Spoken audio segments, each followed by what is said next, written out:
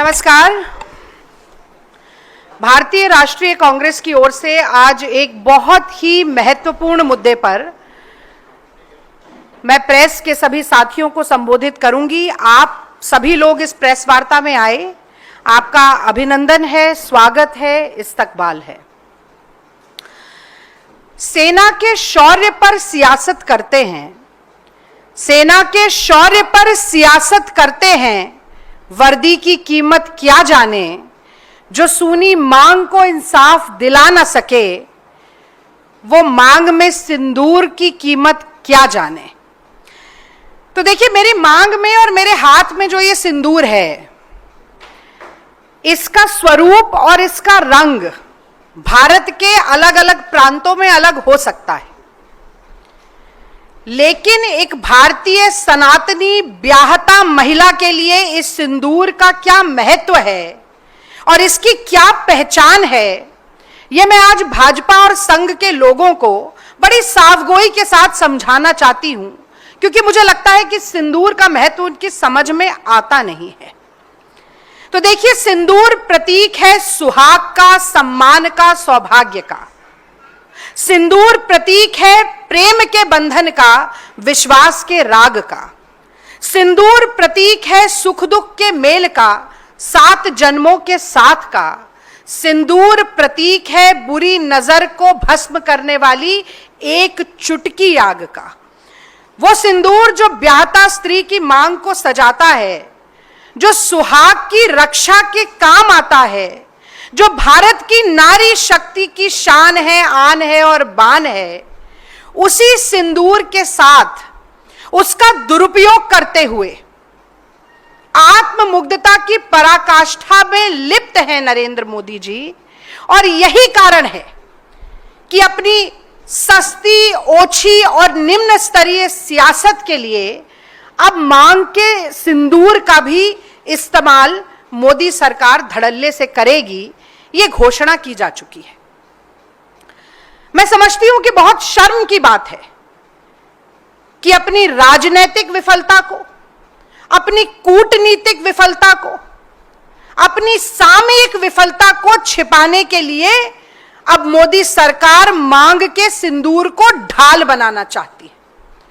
और मैं जानना चाहती हूं कि सेना के पराक्रम का श्रेय, सेना की बहादुरी का श्रेय, सेना की वीरता का श्रेय बटोरने के लिए आखिरकार मोदी सरकार किस हद तक नीचे गिरेगी।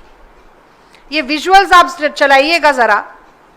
देखिए, ट्रेन की टिकट पर ऑपरेशन सिंदूर के साथ मोदी जी की फोटो, तमाम बड़े बड़े होर्डिंग में, पोस्टर में, बैनर पे, हर पेट्रोल पंप पे, देश के हर प्रांत, हर जिले, हर नुक्कड़, हर गली, हर मोहल्ले में ऐसे बड़े बड़े होर्डिंग लगाकर ऑपरेशन सिंदूर के साथ अपनी फोटो चिपकाने से शायद मोदी जी का मन नहीं भरा।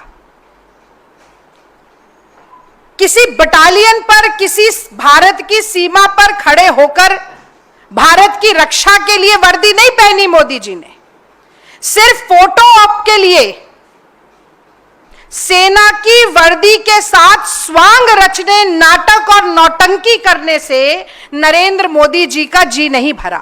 और ऐसा मैं इसलिए कह रही हूं कि ये जो होर्डिंग आपको दिख रहा है अभी,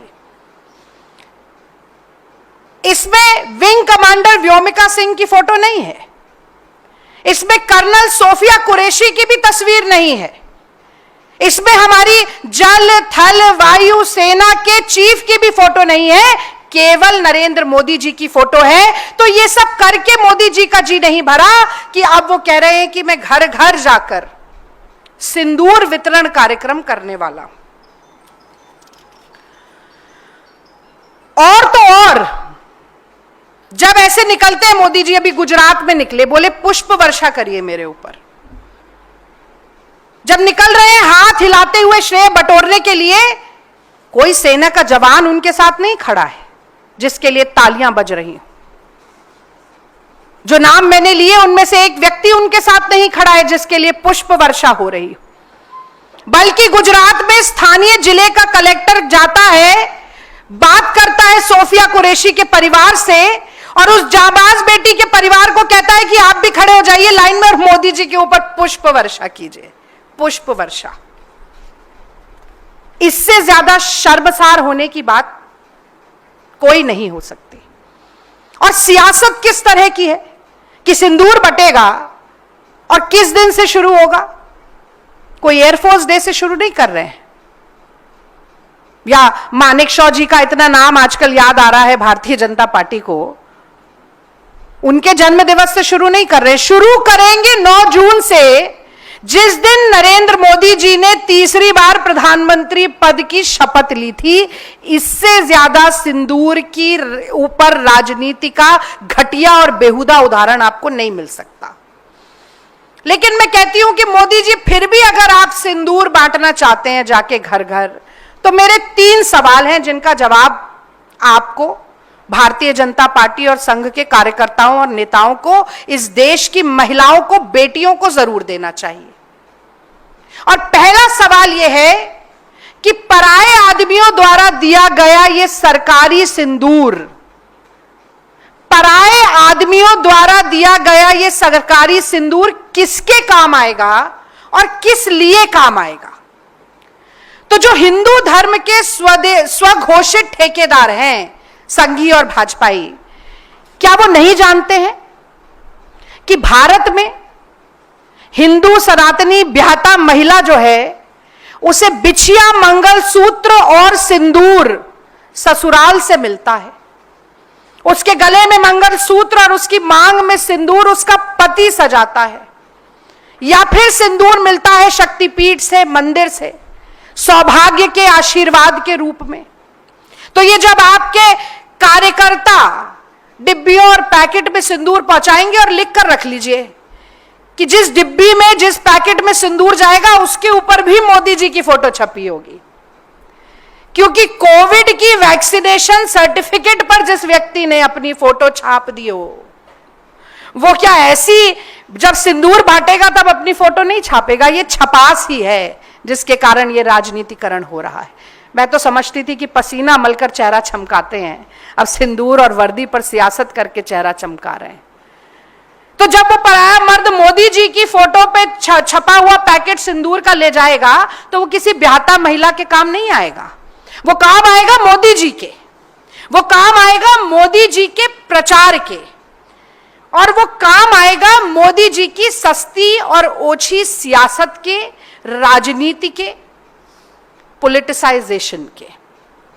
अब मैं दूसरा सवाल पूछती हूं। मैं ये भी जानना चाहती हूं कि किस मुंह से भाजपा और संघ के नेता कार्यकर्ता जाएंगे और ये सिंदूर बांटेंगे, जब पहलगांव के शहीदों की विधवाओं की सूनी मांग चीख चीख कर पूछ रही है कि उन दुर्दांत आतंकवादियों को कब पकड़ा जाएगा?